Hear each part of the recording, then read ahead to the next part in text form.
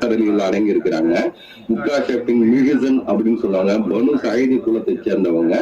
இதை போன்று 5 உக்காஷா இருந்திருக்கிறாங்க. இதை போன்று உக்காஷ் மிகிசன் அப்படிங்கிறவங்க அரபு உலகத்தில் அடங்கி இருக்கிறாங்க. இந்த குழப்பத்தினாலதான் இங்க உள்ளது இல்லைங்கிற மாதிரி ஆகுது.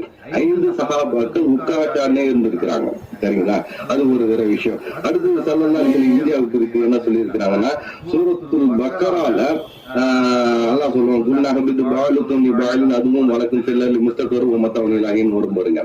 பக்கரால 36வது வசனம், சொர்க்கத்திலிருந்து நீங்க இறங்குங்க, கொஞ்ச காலம் உங்களுக்கு பூமியில தங்கக்கூடிய இடம் இருக்குன்னு சொன்னாங்க.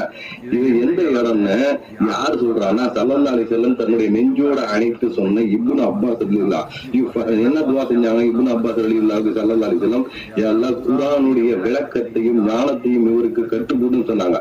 இப்னு அப்பாஸ் ரலியல்லாஹு ஃபக்கிஹ ஃபித்தீன் தஅவீலுல் குர்ஆன் சொன்னாங்க. அந்த